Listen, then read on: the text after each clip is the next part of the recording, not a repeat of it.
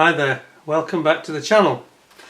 Now today we have a world exclusive premiere for you, and it's a brand new product. Of course, it's the brand new Airfix 172nd Blackburn Buccaneer S.2B.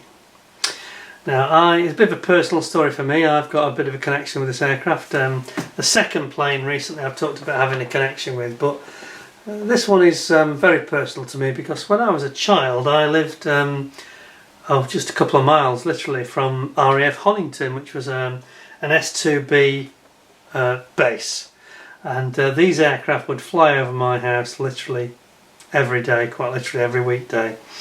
So I've got a lot of contact with these things. It's only happy memories for me going to Honington. I also attended the primary school at RAF Honington, which, by the way, for those of you that don't know, it was also used as a filming location for the BBC TV series that was very popular called Dad's Army. So Captain Manring and Sergeant Wilson and Corporal Jones and Private Walker and Private Pike and all these characters that you're probably quite familiar with. This was all at RAF Honington, and you see some scenes. There's 2 or 3 episodes. I know I'm digressing slightly, but 2 or 3 episodes where, and the one that's probably the most famous is the Honourable Man, all about Sergeant Wilson, where it shows him on his motorbike going to meet the Russian ambassador, and also the episode called The Captain's Car, where they have 2 Rolls Royces, one is black, which gets resprayed, and another one which is in camouflage. But anyway, it's a long story, but both there are scenes where my primary school is actually shown in reasonable detail in the background, and you see the home guard coming out and having a bit of a contretemps, and the usual hilarity goes on. But so watch out for the Captain's Car and the Honourable Man. Both of those feature the old Honington Primary School and the Norman Church as well. I forgot what it's called now. Saint. It's gone. Anyway, but they're both filmed in Honington. I was there at that time when they were being filmed as well, so that really dates me, doesn't it? You know, it was 1973. But anyway, back to the Buccaneer. So this is literally brand new. It's just arrived. Today is the 21st of January 2021. So lots of 21s in there. It's just arrived. It's definitely the hot off the press product. Now, I actually announced yesterday that this and the Vulcan had arrived in the UK on a live blog on a popular live show for another modelling forum, and I made a bit of a fool of myself because our suppliers had told us they both arrived. I always said to my wife, I said the Buccaneer will arrive first, and it surely did. So here it is, and it's completely new. I've not opened it. It's completely sealed, so I've got no idea what's in it. I haven't even had the previous version of the Buccaneer, so the entire concept is completely new to me. You're going to see it absolutely fresh, opened as I will. Still got the seals from Airfix on it, as you can see, this very glossy thick tape that they use. It shows a typical sort of Honington style. It's unfortunately, I know that from already studying Airfix's website, they don't show a Honington plane. They actually show, and I'll bring you in here. By the way, sorry, you need to know, it's product code A0, or is it A0? It's A0. I always get this wrong. I say A0. It's A06022. So that is the new Buccaneer, straight in the RAF version from Honington. Let's have a closer look. Here we go. So, nice artwork. Looks like it's flying to the Lake District or maybe Scotland in the background. On the side we have got the marking details showing you the colour callouts and the squadron details. Number 208 Squadron of RAF Lossiemouth. And then underneath number 12 Squadron from RAF Lossiemouth in 1993. Now, number 12 Squadron is the one that used to be at Honington, which I've already alluded to. So bear in mind they transferred to Lossiemouth late in their life. So there we go. Anyway, without further ado, we're going to open this sealed box. I think we might be the first on YouTube with this. We're certainly one of the first openings you've probably ever seen. Completely new kit to me. Reach for my trusty knife and we'll get stuck in straight away. So here we go then. enough of me. Let's have a closer look. Right. It's good tape they use. It's like a nice seal. Oh yeah, no problem at all. It's got the code numbers on the bottom. It's manufactured in India, by the way. It actually says on the side, design and tooling is 2019. Now this is interesting actually, I should bring you in for this. So it says this bit at the extreme end here. Can you see that? There we go.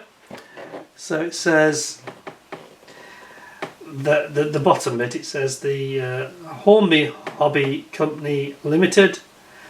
The design and the tooling is 2019, which is when they did the navy version. Decal schemes and pack design 2020. Now this has been delayed, this kit, much delayed. As most of you probably know. We've had to wait probably 6 months longer than we should have done. It was due in the summer, August I think.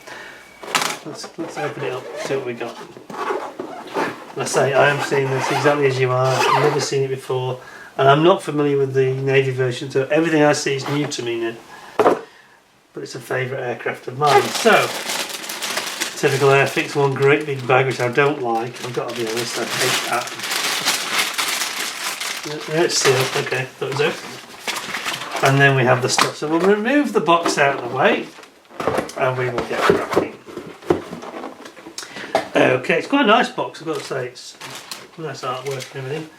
Got some decals, and we've got a colour call-out sheet, and we've got the actual instruction sheet itself. So we'll put the old kit to one side. Where do we begin? I think we'll start actually with the decals. Quite like the decals first. My latest way of doing things. So, let's have a look. Now you can see here, nice covering tissue.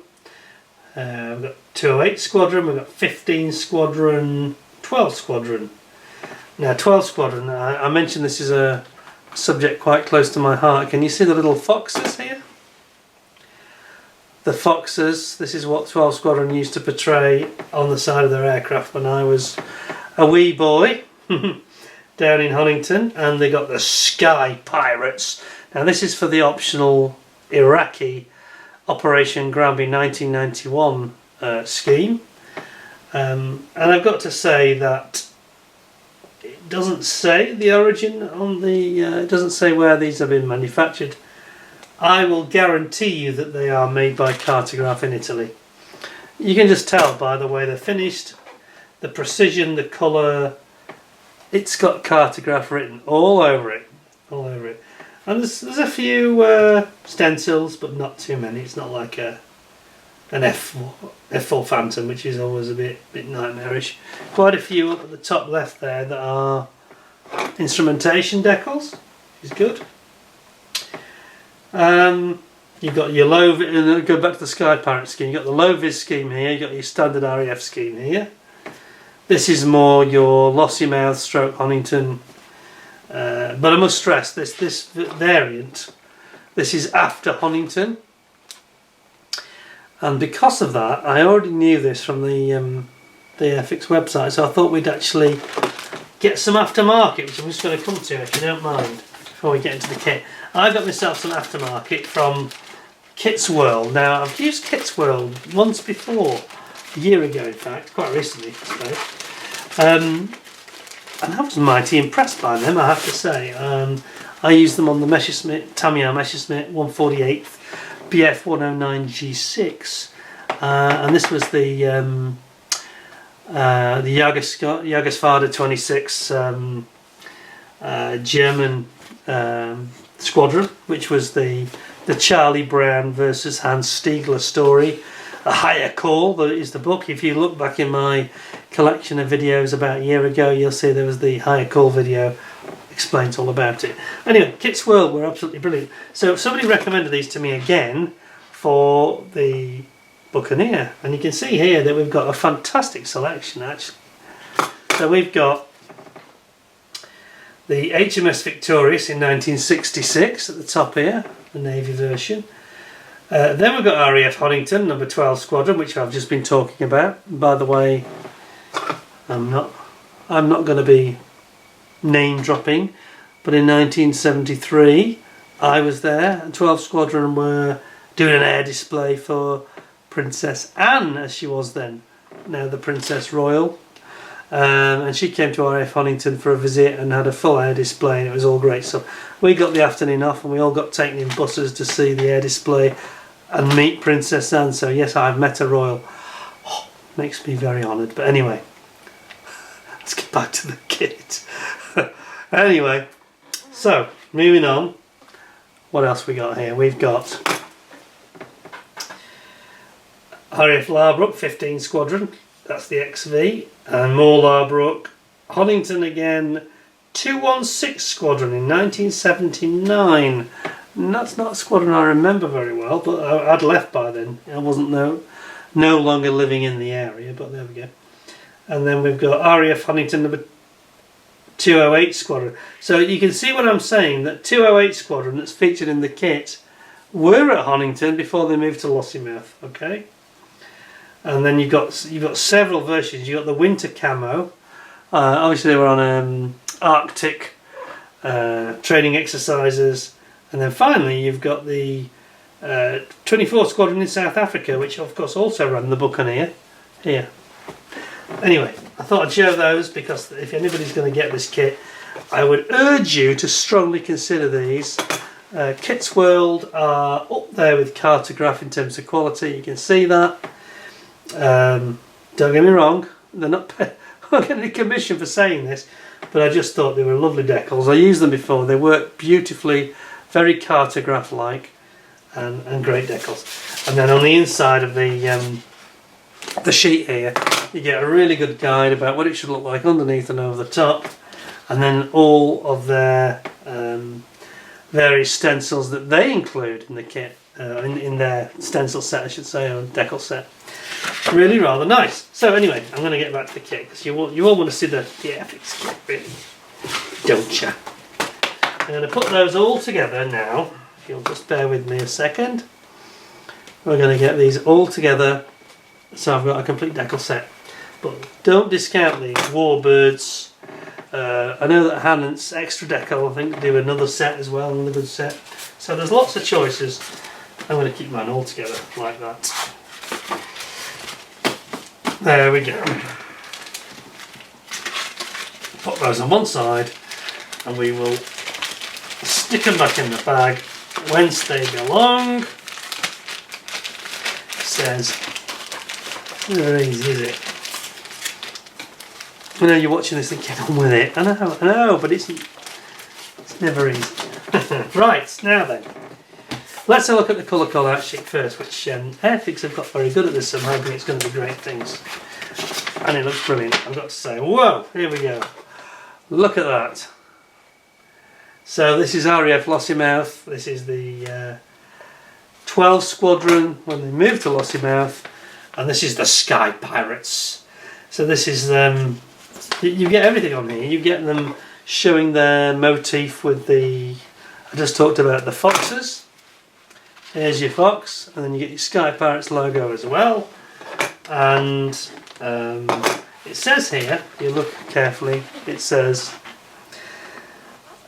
like many Buccaneers that returned from Operation Granby in 1991, they flew for a while in desert pink with nose art and mission markings, but were eventually repainted in the grey. And however, they retained their Sky Pirates artwork. Quite right too. September 93, it was carrying replacement intake from a camouflaged aircraft. Scrap views are included as for how the aircraft appeared in the summer of 1993. Scrap views, not quite sure what it means by scrap views, but anyway. And it's got all your colour call-outs here, of course, as you would expect. I think this is a lovely, you know, I'm a big critic of Airfix over the years because they've been a bit rubbish, but in recent years they've been brilliant. And they're copying Tamiya here, and that is a great thing to do. So hats off to them. Forget that I said they're copying Tamiya, they're copying the best concept. Now here we've got the full wraparound camouflage scheme. and this is obviously for 208 Squadron. August 93 shows all your colour coordinates, and you've also got the 15 Squadron, which of course were at Larbrook, and the wraparound scheme was the same. Now, interesting point to make at the top of this colour call-out sheet, it says that the aircraft is currently preserved at the Ulster Aviation Society, the UAS, Museum in Northern Ireland. Now, I'll mention that and draw your attention to that for a very good reason. Because if you are Buccaneer fans and you haven't seen this already, there's there's 2 or 3 videos on YouTube where you can see this taking off from Belfast Airport and landing at the Ulster Aviation Museum. I've forgotten the name of it's a 90-second flight. It's about 2 minutes away, okay? And so close was the flight between the airport and its final resting place. This aircraft did not need to retract its undercarriage, there's no point. And I would urge you to go and have a look at Buccaneer, put in Buccaneer and Ulster and it'll come up as a search. I'm sure you'll find it, no problem. But that's brilliant. Wraparound scheme, shows you everything you need to do. Slipper tanks, your air brakes, absolutely fantastic. Really nice, I like that. Looking good so far. Then we have got the stencils. There's quite a few actually, in fairness. So, S.2B Buccaneer stencil data. Here we go. There is quite a lot of it. More than I thought actually. So how many have we got there? About 170. And on the other side, okay, so this is the early numbers, so so this is up to about 80, 90. On the other side it carries on and goes up to about 170 and thereabouts, so there's quite a lot of stencils. But it's not completely crazy. It's not like a Phantom, is it? With, what was it, 567. Okay. Now remember, this is 172. Let's get into the proper instructions and see what you think of that. So we've got this sort of A4 style Airfix typical instruction. Starts off a little bit of blurb and then it doesn't mess about, it goes straight into the build. So we're building up our ejector seats first, as you can see. Bring in a bit closer. There we go. Ejector seats, and they do look quite nice, I've got to say. They look quite nice. We'll reserve just to receive the plastic.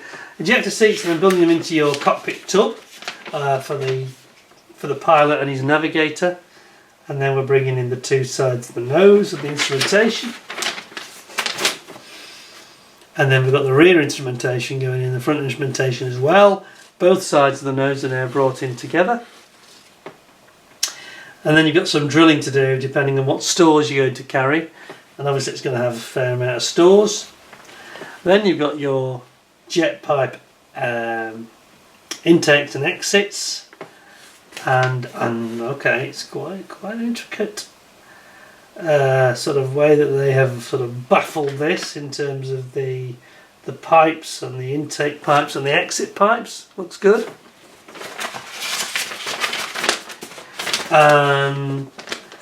Yeah, there's a lot more detail to these pipes than I expected, I've got to be honest. That's great. Just hope they go together okay. And then you've got again, a little bit of drilling to do. You've got your central fuselage with your top and bottom coming together. Then you bring in your folded wing option. You know, the wings folded. Even though it's an RAF Buccaneer, I can tell you from experience that they did fold the wings frequently to put them in the hangar. Quite common thing, just a habit I think from the pilots. And you can have the wings straight or you can have them folded. And then we get into this top and bottom fuselage. Very, very detailed approach here. A lot of construction going on there, and the inner members. You've got these like inner spars going on, and then you get down to your wings with your vortex generators, and it's telling you that I think one of them has to be trimmed off. Yeah, it's the one where you are folding the wings, you trim that off. Okay, interesting. Then we get onto the tail, and this is the... You've got to remember, this aircraft was designed to the area rule principle, a very, very low drag aerodynamics. If you look up area rule or area rule principle on Wikipedia, you'll understand that this was a very unusual design with this sort of Coke bottle central section, central mid to rear section on the way that the intakes flare out and then come in again like a Coke bottle. And you can see it here in this kit for sure. Then you've got your intake and your exit. You're doing your exit pipes here with your inner pipe and your outer shrouds as well. Then you bring in, it's very modular, isn't it? You're bringing in your nose section into your main fuselage, and then you're adding your intake outer fuselage section with the intake lips. They're coming in. Then you're popping on your tailplane, and then your sort of radome, and this is an area of the aircraft that's very interesting. I should just point out that these tailplanes were blown, as were the leading edges. Just going back to when we were talking about the wings, they were blown. There was air from the air intakes for the engine that was blown to give boundary air layer, which really helped the lift element of the aircraft's performance at low speed, especially for carrier landings. And it was very, very clever. People don't realise the Buccaneer was quite revolutionary actually. There's a lot of interesting aerodynamics going on there. Then we've got on this page, we've got your arrestor hook shroud and your air brakes at the back, the split air brakes, which look really, really good. We'll see the plastic in a moment, but looks good, looks good. And then you've got your air brake operation system, and if you want to have it closed, you've got the shrouds that just shut, obviously. And then we've got the rotating Bombay cover, so you can have it shut or you can have it open. Obviously, if you have it open, there's a lot more interior detail to go on here, which looks really good, gotta say. I want to see if it's a trim going on. Then we're into the under nose, like little fins, radio aerials, antennas, etc. Pitot heads on the wing, and then your pylons coming in under the wings, and again actuators for the flaps, etc, etc. Here we've got the nose wheel as well, and we've got the operating gear and hydraulics to operate the nose wheel and its gear door. And then we're into the main gear here, and the legs, operating gear, the doors, and then we get into the arrestor hook itself and its actuation system at the bottom. And here we've got a jolly looking pilot. That looks like Matt to me. That looks like Matt the designer, but I could be wrong. It just looks a bit familiar, this chap does. Yeah? Any of you recognise him? Come on. The glasses, I think that's Matthew. Anyway, so then you bring in the pilots in on the navigator, and you put on your little air pressure sensors, temperature sensors, pitot heads, etc. And then finally you're doing your cockpit shroud for the rear navigator and your actual canopy. As you can see, we've also got of course you've got to remember on the Buccaneer that there is a permanent refueling probe here, which made it very odd and very unusual in the RAF at the time in the 1970s. I think it was unique in this type of size of aircraft. Nothing else had a refueling probe sticking out, but anyway. And you've got slipper tanks, you've got sidewinders, you've got laser guided bombs. This is very much Operation Granby stuff going on here. And rather than my 73 vintage. And then those all go in the combination you want. And then finally you decide how to do your wings. So you can have them folded or straight, and this shows you how to position them. And if you have them folded, I might do a folded one actually for this. And then there's a credit there for the Ulster Aviation Society, which is where the museum where this plane is actually at. So there we go. Excuse me. It looks really nice. Let's see if the plastic is as good as that. Now, I've never opened this before, so it's literally arrived an hour before I've opened and started the video. So let's have a looky, get the old knife out and let's go. It won't be difficult because there's only one bag, isn't there? I wish Airfix put them in separate bags, but anyway, there we go. How many sprues have we got? Okay, there. 1, 2, 3, 4, 5 and clear sprue, so 6 in total. Let's have a look at the clear sprue. Now I can tell you for sure that I'm going to be building this kit because it has such a personal reference for me, if you like. It's something quite close to my heart. Been waiting for Airfix to do this. I did a review recently on the Matchbox version, which was, it wasn't bad, it was just a bit lacking in any kind of stores, and it just let itself down a bit, I think. Even at the time I was a bit disappointed with Matchbox, and that's speaking as Matchbox's biggest fan, so there we go. Let's have a look at the clear parts. What have we got? Forgive me, I'm going to put some lights on to just really see it clearly, and I'll bring you in to give you a nice close look at it once I've moved everything else out of the way. Right, what have we got? Now then, we have got clear sprue, which is there, and I would say, now you've got to bear in mind this is 72nd scale, a little bit of a dust or a mark. There's a little bit of dust or marking on that, but the clarity of the plastic is really, really excellent. Here's your little sort of shield between the passenger and the navigator. You've got your tips for your wings. Yeah, there's a little sort of scuff on mine. I'm not sure why it's got a scuff. A little bit disappointing. That's a little bit disappointing. Maybe you can see that. Can you see it? Yeah, just here. There. A little bit scuffed, but the clarity is really, really good.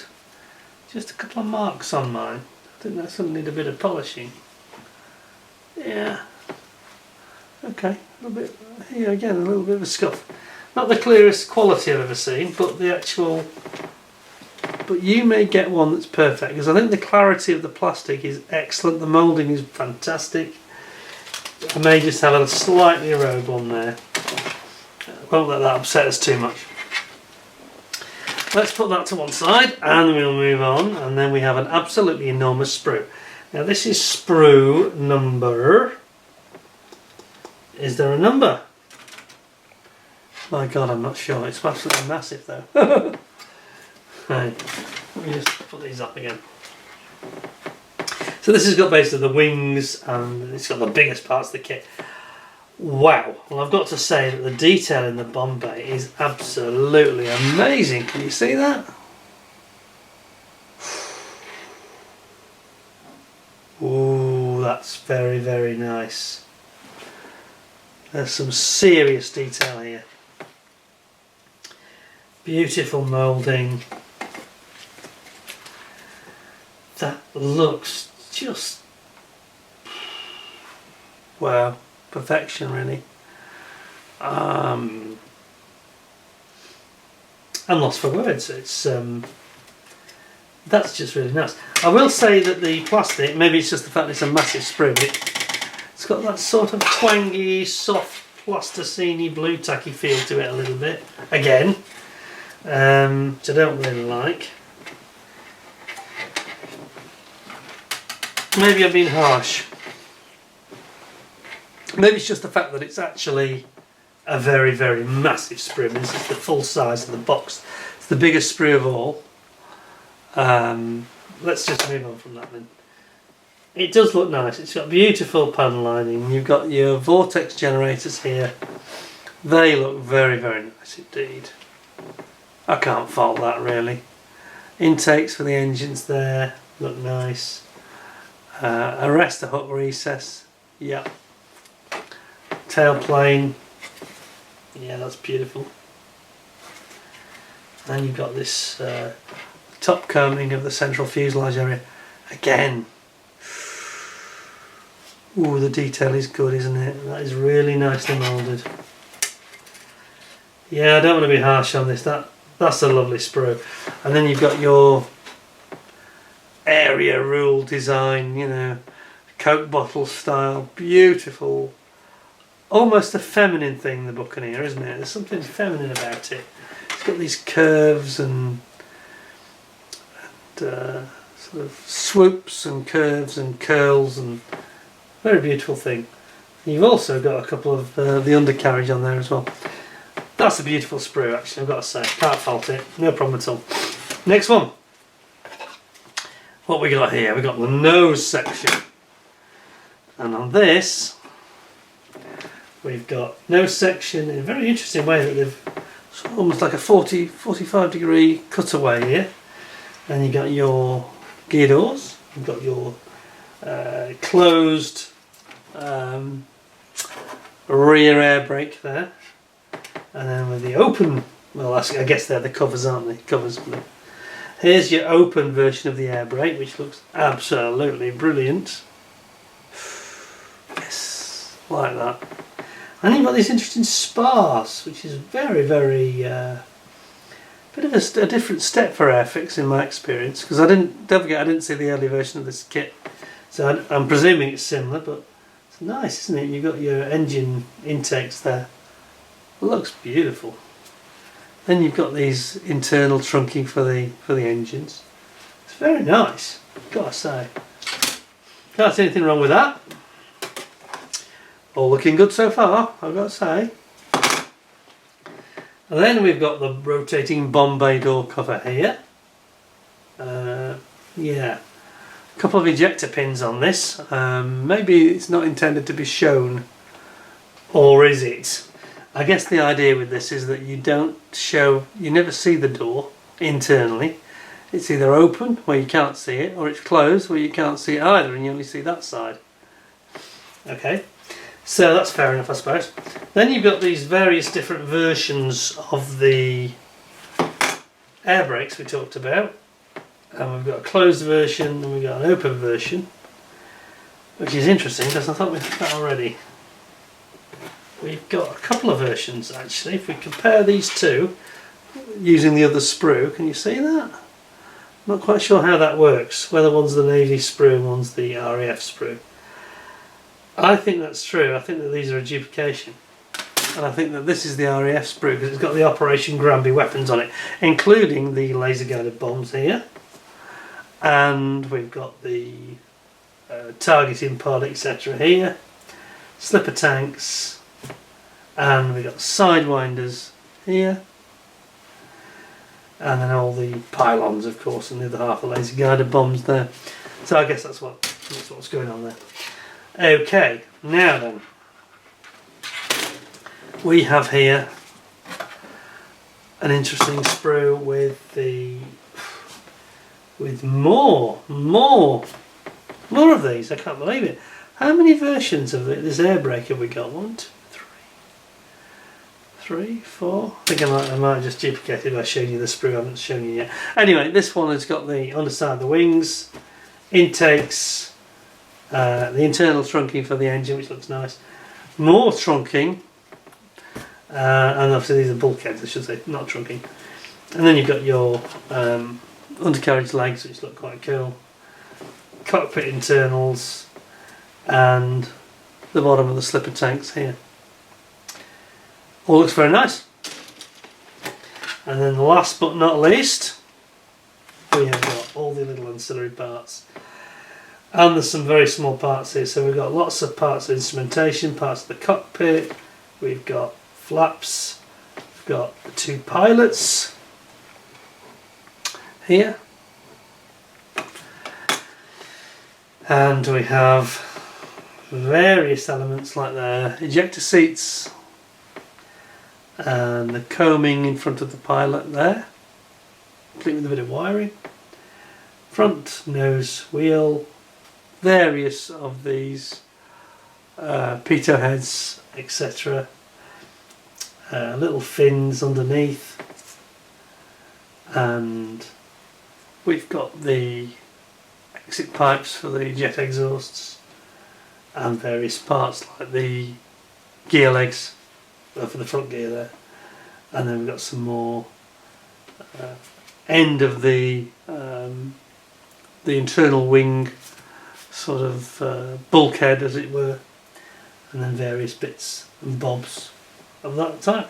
Well, I've got to say